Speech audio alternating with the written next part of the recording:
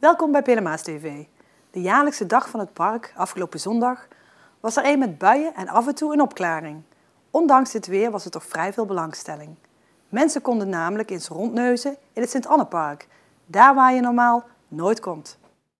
Om bij het groene deel van de manifestatie te komen moest men via de Tolerantiepoort. Een groot smeedijzeren hekwerk waarbij 2 heren met hoge hoeden assisteren. De Tolerantiepoort, dat houdt in dat mensen die hier naartoe komen getolereerd worden op het terrein? Ja, natuurlijk. Iedereen is hier van harte welkom. Maar vooral met een enorme glimlach en een open hart. En daar zorgen wij hier voor. We laten mensen door de poort en de meesten gaan er met een glimlach weer vanaf. Wat is het eigenlijk? Er zit een verhaal achter. Er was ooit, ongeveer 2 jaar geleden, een hekkenbouwer die dacht: des te ouder ik word, des te korter wordt mijn lontje. Dat wil ik niet. Wat ben ik? Ik ben een hekkenbouwer. Wat ik ga doen, ik ga een heel mooi hek maken waar de mensen blij van worden. En dat is de Tolerantiepoort geworden.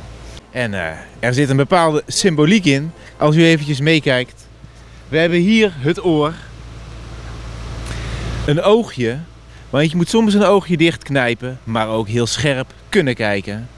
En elkaar de hand schudden. Voor sommige mensen is een bezoek aan het park een reis terug in de tijd. Waarom heeft u die foto's toen gemaakt? Nou, dat vond ik interessant. Van een mooi, ja, ik ben een hobbyfotograaf. En ja, nou, zo'n plaatjes. En vroeger was ik hier misdienaar. En we waren hier altijd aan het spelen. En ja, het is gewoon treurig zoals het hele park achteruit gaat. Het roept herinneringen op? Nogal, ja. Ja. Net in de kapel geweest. Nou, ja, het is echt nostalgie van vroeger. Ja. Want niet alleen het park was open, ook de kapel, obductieruimte, de ruimte van de archeologische vereniging van Venray en weliswaar een beetje verstopt in een hoek van het terrein, ook de kunstwerkplaats was geopend en ontving vele bezoekers. Normaal gesproken is de dag van het park altijd in het voorjaar, maar daar is dit jaar van afgeweken omdat er te veel andere activiteiten op dat tijdstip waren, bijvoorbeeld de Floriade. Kijk, de dag van het park is een dag dat je zeg maar nog eens in de schijnwerpers zet wat je allemaal hebt op het gebied van park, op het gebied van groen, op het gebied van natuurschoon wat je aan allerlei mensen wil laten zien in je omgeving, in je eigen woonomgeving. Het is een dag die georganiseerd wordt door de Stichting Stadspark Venray. Zij hebben hier eigenlijk allerlei clubs, verenigingen, heemkundeverenigingen, imkervereniging, Monumentaal Venray natuurlijk, bijeen verzameld. Alle mensen kunnen hier een kijkje komen nemen, kunnen eens zien wat die verenigingen en stichtingen allemaal doen. Waar al die vrijwilligers zich voor inzetten en waar ook steeds vrijwilligers voor nodig zijn. Hè, toch ook in de steeds complexere wereld waarin we zitten, hè, waar steeds dingen ook lastiger worden om daar bijdrages aan te blijven leveren. Speel in de organisatie van de Dag van het Park is de Stichting Stadspark. Nou, Stichting Stadspark is enkele tientallen jaar geleden opgericht door een paar Venrayenaren die bezorgd waren over de aanleg van de Noordtangent. Dat was een weg tussen de Grote Kerk en het gemeentehuis. Nou, door de actie van velen is dat uiteindelijk niet doorgegaan, die weg, dus dat terrein is behouden. En wij proberen eigenlijk de terreinen rondom het gemeentehuis, rond de Grote Kerk, dan de Groene Weg, Jeruzalem-terrein, uiteindelijk Sint-Anne-terrein, om daar mensen bewust van te laten zijn wat ligt er hier allemaal voor mooie dingen in Venray. Bescherm het, behoud het en doe er wat mee. Ja, dus mensen echt attenderen erop dat we trots en blij mogen zijn dat Venray zoveel groen heeft.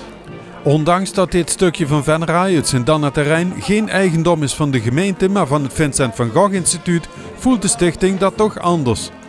Maar wij voelen dat toch als een soort gemeenschappelijk bezit. Alhoewel het juridisch natuurlijk niet van de gemeenschap is. Maar ik vind met z'n allen moet je actief zijn en ook met de eigenaren in dialoog blijven om te proberen te zorgen dat het behouden blijft voor de toekomst. Het hoeft niet exact in deze vorm behouden te blijven, dat is natuurlijk wat lastig.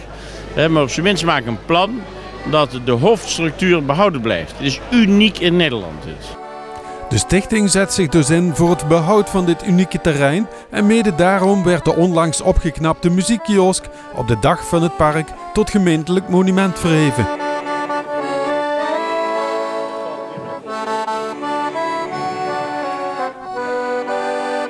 De status van monument voor de kiosk alleen is niet genoeg om behoud van het park te garanderen.